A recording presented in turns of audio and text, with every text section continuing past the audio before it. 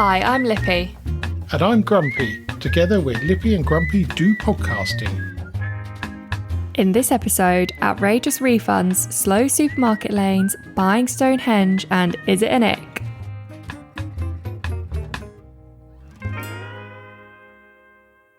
Yeah, Lippy. Hello. 2 weeks in a row. Woohoo! Yeah.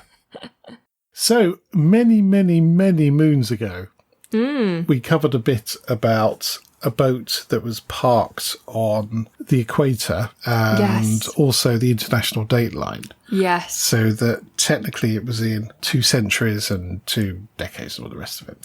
Screaming Tomato typically has picked up on the fact that there was never a year zero. So the 20th century started on the 1st of January 1901. Oh no. Yeah. The boat was out by a whole year. Yeah. That's gutting actually for the yeah. Well, I think they're probably long gone now. Never know. Yes, they must. Well, they're not going to be 120 plus years old, so they've definitely gone. So that is a good baby point. Born. And I do remember the Screaming Tomatoes and machinations over the year 2000, and the fact it wasn't the millennium until 2001. And you've got a point, Screaming Tomato. You're not wrong. You're not wrong. You're not wrong. Now, talking about being slightly pedantic over timing. I think they've changed the banner outside McDonalds in Guildford. Do you remember we covered this? Yes. So now it says open until 2:30 a.m. Friday and Saturday. No, that's still wrong. Well, it wouldn't be wrong if it was open 2:30 Saturday morning or 2:25 Friday morning. Friday morning. But it isn't. It's open until 2:30 Saturday morning and 2:30 Sunday morning. So it's ridiculous. It's gone to from be being... perfectly honest, though. Yes. If you think about the people that are going to be interested in that sign, they're going to have stumbled out of Weatherspoons after a few cheeky beveraginos. That's cheeky and cheap. They're not even probably going to look at it. They're just going to try and walk in, and if it opens, it opens, and if it doesn't, then they go home. That's very true.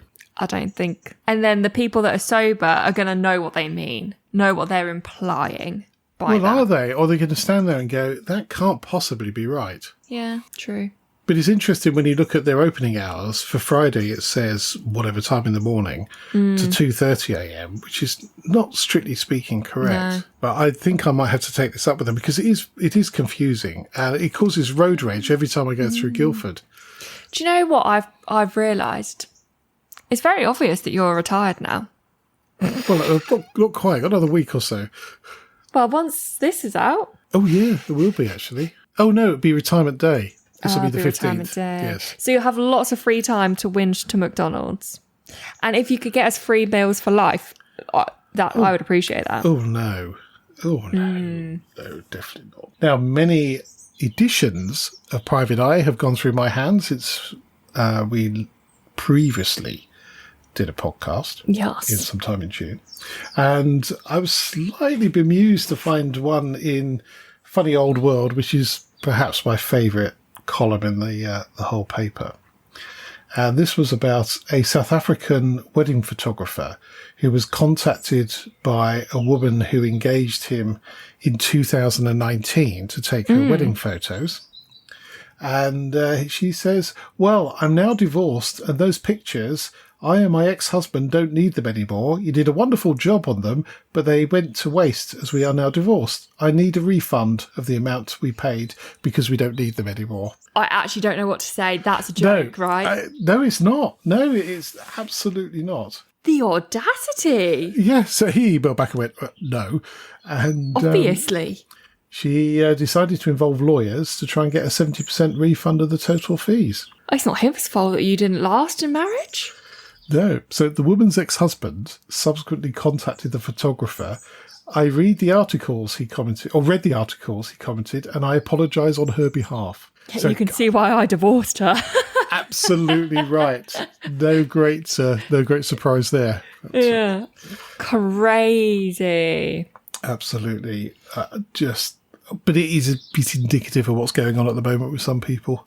Entitlement. Well, I'm not sure if that's the It's right word, flying although around. just trying to get everything for free. That is crazy because he did a job. He did it what they paid him to do. Well, would you go And back? well, by the sounds of it, because she said she loved the photos. It's Absolutely. like, that's what you paid for. I can't imagine the thought process. That thinks that you would actually win that or get that money. Or that it's a decent thing to do. It is Crazy. Yeah, staggering. Absolutely. I mean, if you staggering. don't ask, you don't get, but that's taking it too far. Yes, that is. I wonder if she went back to the venue and said, "Can I have my money back on there?" And the cake. caterers and stuff like that. Yeah. Well, there's all sorts of things you could ask for your money back. Shall I go back and contact all of mine and be like, "Oh, it's ages ago now. I feel like I need a fresh of everything. Yes.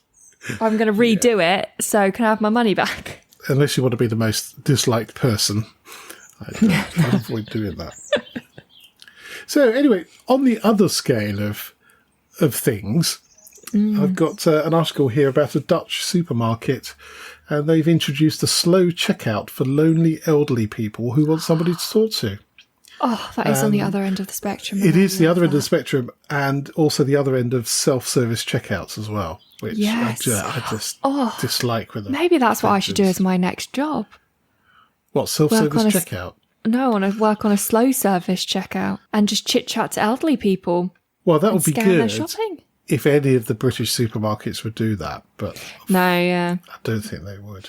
I Anyway. don't think they would. This has been so successful, they've installed checkouts in 200 stores and also added a chat corner where locals could meet for a cup of coffee and a chat. Oh, I love that. That is cute. Absolutely. I mean, the Dutch do some very odd things at times, but then they do something like this and you just think, wow, what a... Well, think about all the great elderly nation. people are now only ever going to go to their stores. Yeah. Oh, I heard that. You heard that? I heard that. Yes, that was Floyd. I don't know what's going on. I was promised interruptions by the puppy. Well, I've not seen the horse puppy whis- yet. Well, the horse whisperer and wife Grumpy are both here at the moment, but they're both leaving shortly. So I suspect there will be a Little puppy running upstairs. Yes, indeed. Is he good at stairs? No, he's a bit wary of going up the stairs. We've got a stair gate at the top of the stairs, stop him falling down. He's just a little bit too small for them. He's got up the first two. The second step's quite a big square Yeah, step. that is rather. actually, yeah. But he's not overly sure about them. Yeah, so he can jump up onto the leather sofa, which isn't too high, but the others he can't manage yet. But he's grown so much in the 2 weeks between us choosing and picking up. Yeah, that I think another 2 weeks and he'll be fine. he'll be on there, be absolutely fine. But Cute. now Formula One, Oh, good subject. is probably the dullest sport when it's dry. Currently, yes. Currently not very entertaining. Though I did see, ironically, the Dutch Grand Prix, which had a bit of rain at the beginning. I think you were over with Duckboy.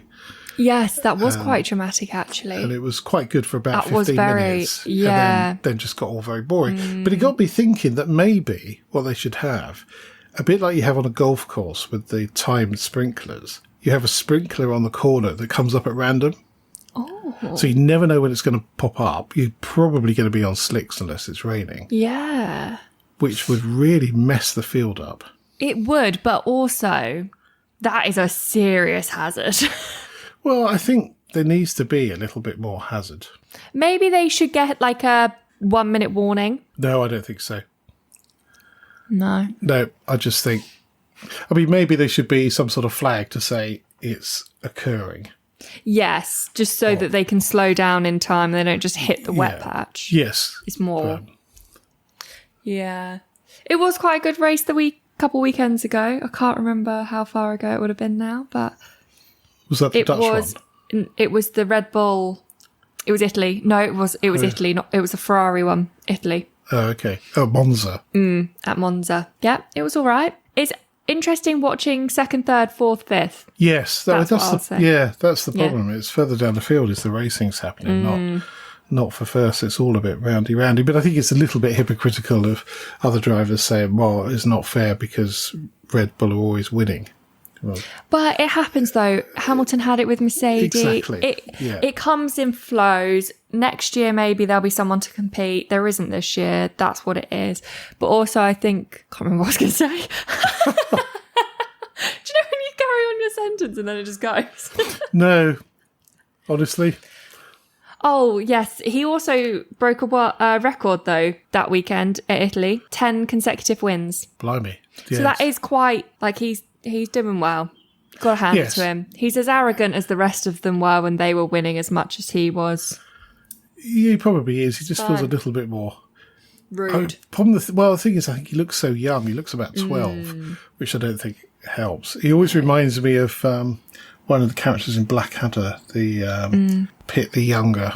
Oh, what a great series. Should watch that again. Yes, that's always very good, isn't it? I don't know if it'd be on a streaming service. I believe it's on the iPlayer, Oh, I shall. but I think be it's watching also that. on Gold. I don't think I have Gold. I don't know how No, to you get do Gold. via Now TV, Oh, which okay. is how you watch the Formula One. Yes, so we are currently rewatching Fresh Meat. Oh, I've just rewatched that It's one so as well. good because of your munge. Yes, yes. We were both like, oh, let's rewatch it because it is quite funny, and the munge comes Yes. up within the first couple episodes. It does, doesn't it? Just to clarify what munge is. Good point.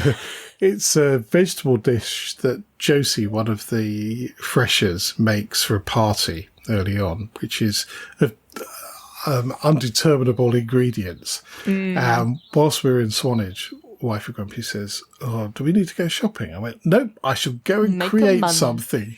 Well, I said, "I shall go and create something." And there was a look of despair on her face. And I went in. I ended up cooking a red onion, tomatoes, little cherry tomatoes, asparagus, and then tin of beans, some passata, and then some grains. So those ready-to-eat grains. Tipped it all in a big wok, mixed it all up, cooked it 20 minutes, job done. And it was very nice. And I said, I'm going to call this munge. The wife of Grumpy says, "I don't want to call it munge. It's a horrible word." But it managed to make it stick. But when we rewatched, her boyfriend comes on and goes, "Oh, if you add some cheese, Yeah.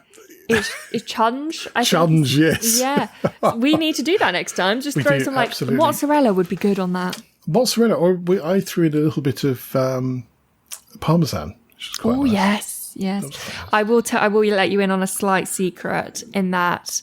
Obviously, you made us munge when we went to Westfield Wayfest, Yes. which was really the first time we had it as well. Loved it. However, you told us on the Friday that we were going to have munge on the Saturday.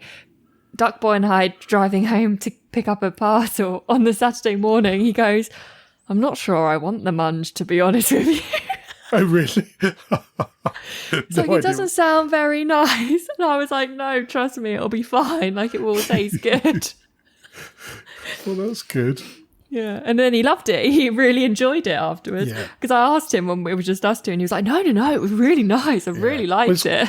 Quite fresh. I think there's some other bits in there, but I can't remember what they are. He was very surprised at how much he enjoyed the munge. But I think that was the name is a bit misleading. I Well, think that's why also, Wife of the Grumpy way didn't you want to use it. described it is you said all the ingredients. You went, no seasonings, no flavourings, nothing else. And he was like, no seasoning. No. Well, it's because we didn't have any in the van. There was no salt, no pepper.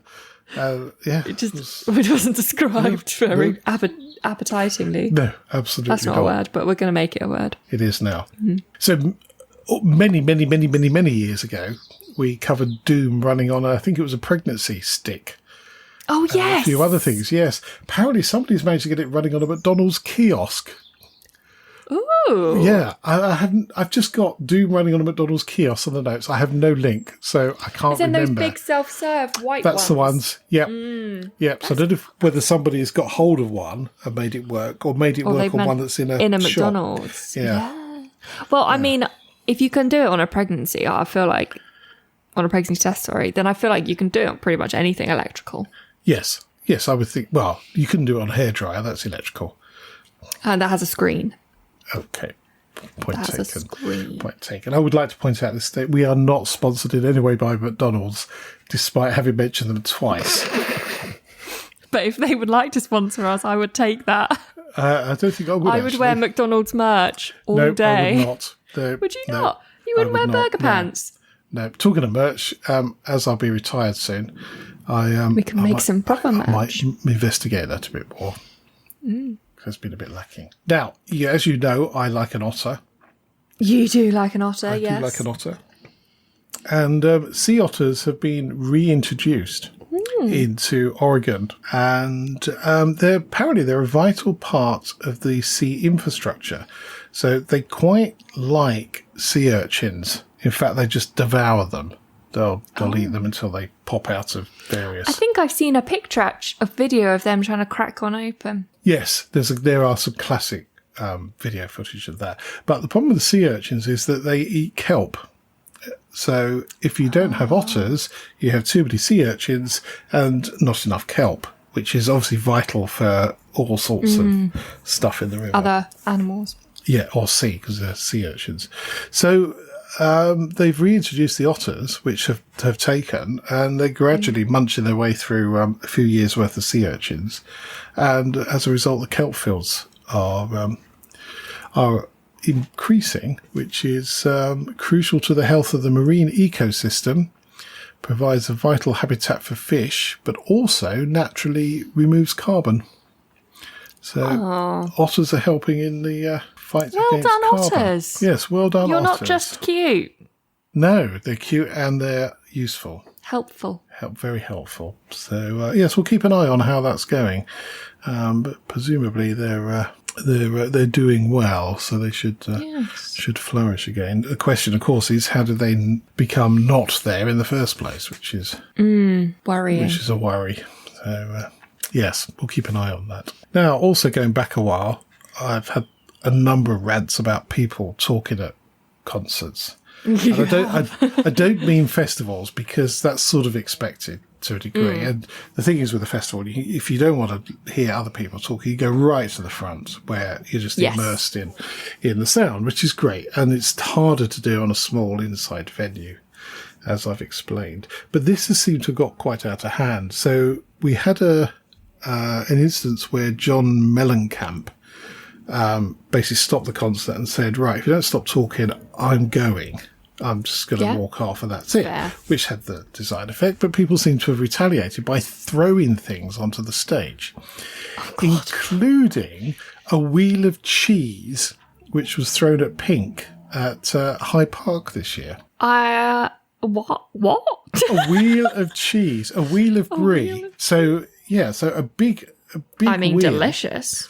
Yeah, I mean, we're not talking about one of the little ones you get from the supermarket. This is a good... like a Costco wheel of cheese. Yeah, a good 12-inch diameter wheel of cheese. I mean, how ridiculous is that? How did they bring a wheel of cheese that maybe... I assume they bought it in the festival. Like, who's bringing a wheel of cheese to a festival? I've been to the Hyde Park one a few years back, and I can't remember there being a store selling wheels of cheese. And it's not a cheap thing. No. Cheese isn't cheap at the best of times, but a whole wheel, unless it's gone off, is not great. I mean, delicious, though. At least she got a free wheel of cheese out of it. Well, yeah, but you don't know where it's come from, do you? Yeah, good point. I mean, I'd probably risk it. And to be fair, she can probably afford her own wheel of cheese. I would have thought so. So in addition to the wheel of cheese, Pink also received a small bag of an audience member's late mother's ashes. Did it have a note on it? Well, I really hope it had a note on it too.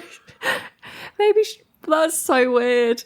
Yeah, and that's so weird. A country singer, Babe Rexha, had a phone thrown at BB Rexha. BB Rexha, thank you.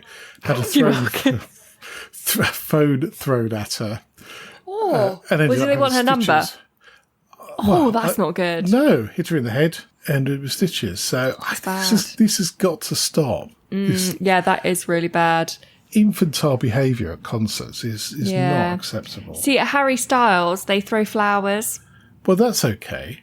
Which is cute until he turned around at our one, because obviously he did a tour. At our one, he went, oh no, this is where my hay fever gets really bad. Yes.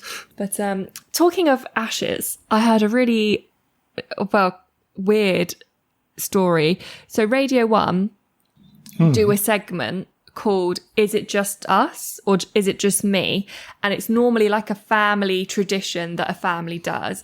And Okay, there's brilliant. a bit odd.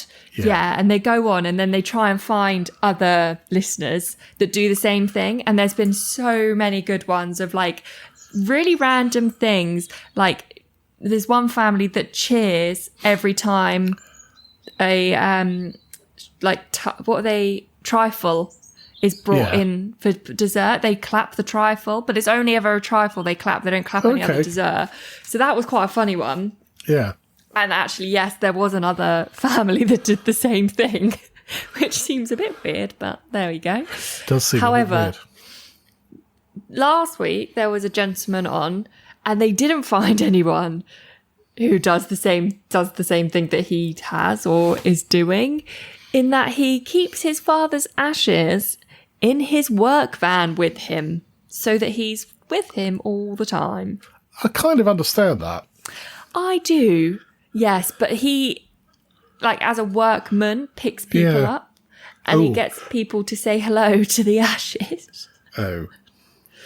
And there's a clause that he'll sell, that his company or his partner that he's with can have the van when he passes away, but he has to keep the ashes in there and he has to put his ashes in there with his dad's ashes and then they stay in the van. Although that is beginning to get a little bit... That's a bit weird. Well, weird and complicated. Yeah. A friend of mine was briefly married to a lady whose family were a bit like that. And they were forever making up words for things. So he was there one day and they had the trays with the bean bag underneath that you had as kids. And he said, oh, that's really useful. He said, oh, I'd quite like to get a couple of those. So I think it was the mum said, they're called lap custards. Oh, okay. So he goes off to the shop. You got any lap custard? And he's in there and he says, have you got lap custard? And the woman said, I don't think I've ever heard of that. What do you mean? He said, well, a tray with a bean bag. She said, well, we've got those, but we don't call them lap custards.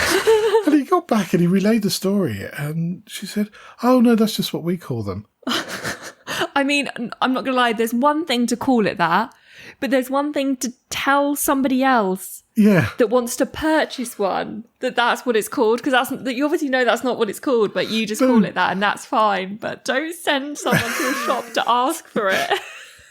So, we could do a bit of a Radio 1 here. So if you've got any really weird names that you've come across, it doesn't need to be something that you use, but maybe it's a story a bit like my mate with the lap custard, then we'd be very keen to hear those. I'm very much so, yes. But it's interesting, isn't it? Because you look at slang names for things, they've been invented by somebody. Yeah. I mean, it's a little bit like Boaty but Boatface. Somebody must have come up with that, and it's just spread like wildfire. So, maybe the same would happen with lap custard. Is that lap custard? Once you hear it once, I'm going to say that to Duckboy. Do you want to grab the lap custard? See what we he are says. With the beanbag though. Can it be called a lap custard without the beanbag? As a lap custard doesn't exist.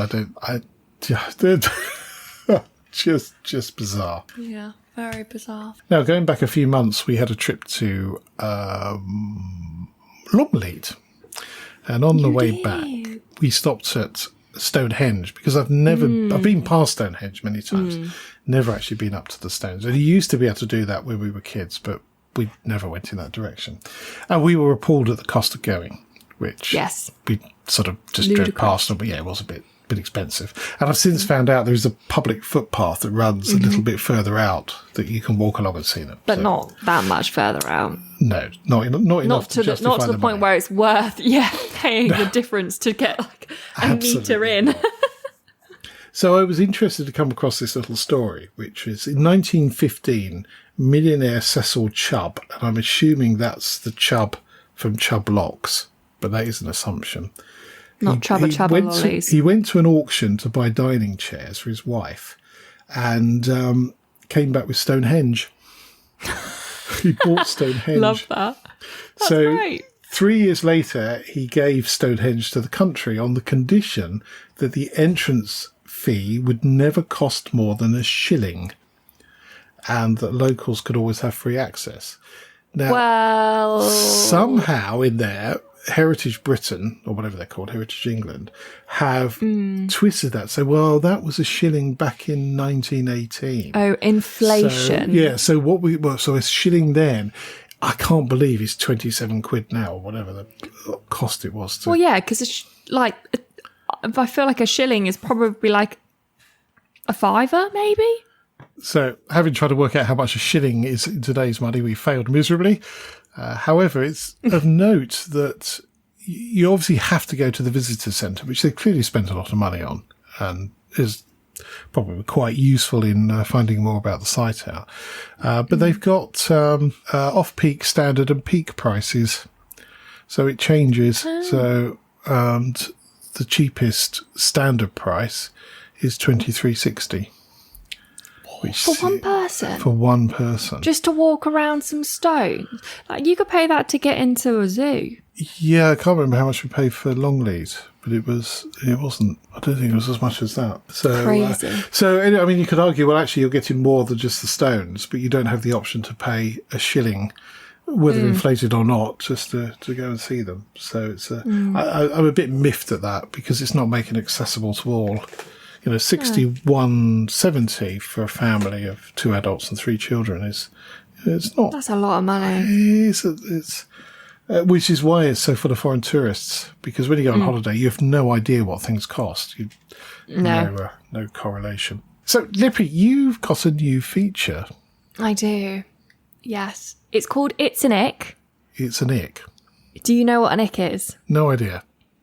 So an ick is something about someone that turns you off. So you tend to get an ick in dating. So you'll be dating someone and then you'll find something out about them, or they'll do something and it will turn you off them, and that's the ick. Right, okay. Now, this was brought about, so I won't name names.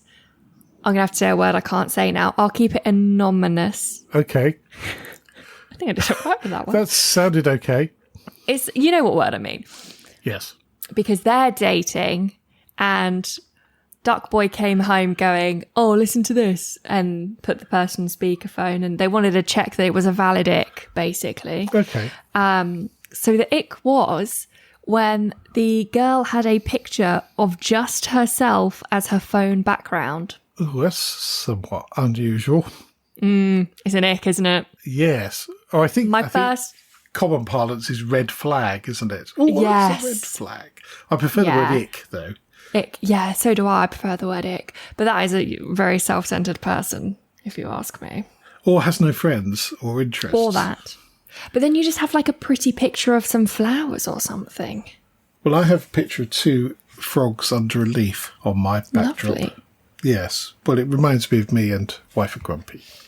Oh, that's cute. Yes. See, I have a rotation. So you probably can't do this because you haven't got an iPhone. On my phone, you can do a photo shuffle as your background.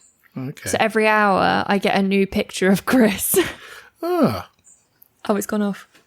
This is my current one of him looking sassy, playing mini golf. They have been giving me so much joy because some of them are like COVID lockdown haircut ones. Oh, yes. Well, for me, that's best forgotten. Yes. Yeah. But anyway, agreed. That's an ick. We all agree. So will you have another ick next week? I will, yes. It can be Fantastic. A new feature of a visit an ick. Okay, so if you have any icks or red flags... We want to know. We want to know. We may not broadcast them, but we want to know. And we'll let you know if we think it's an ick. Or a valid ick. Because some icks are not valid. No. Piers Morgan is a total ick. Oh, yeah. If you like Piers Morgan, that's an ick. Now, I've got a rather convoluted fun fact for this week. And it was sent to me, I think my sister sent this to me some time ago. And it was in the local paper. And it said, did you know author Ian Fleming used the bus route close to his home as the inspiration for James Bond's famous code name? The 007 bus ran from London to Kent, where Fleming moved in the 1950s, and he would regularly ride the route whilst visiting the capital. So that's a fun fact as it stands. And the London Victoria to Canterbury and Dover is now a national express service from London to Deal. So originally Victoria to Canterbury, then Dover. It's been replaced. However, in the Kent Messenger, somebody said, your feature article, Bond, in whatever it is, well, it would have been the Kent Messenger Maidstone, unfortunately perpetuates a common myth. For some inexplicable reason, the idea has grown up that Ian Fleming took the inspiration from the London to Dover Express coach route number 007 when seeking an alias for James Bond. It sounds a plausible theory, but the dates don't match up. First Bond movie was Casino Royale, published in 1953. Fleming died in 1964. However, the coach route number 007 was not used until 1973. Oh. So that does rather... Doesn't quite match, does it? Doesn't work. Yes. So what a shame. Because that would have been quite cool. It would have been quite cool, but not to be. And I do wonder actually how many of these fun facts that I find on the internet are just absolute hogwash. A lot. Yeah, an awful lot. That's it for this podcast. Thank you so much for listening. You can help spread Lippy and Grumpy's view on life by leaving a review on your favourite podcast platform. If you're not sure how to leave a review, or if you download from Spotify, there's some help at lippyandgrumpy.uk/review. And if you would like to get in touch, email podcast@lippyandgrumpy.uk. So it's goodbye from me. And goodbye from him. Goodbye. Bye.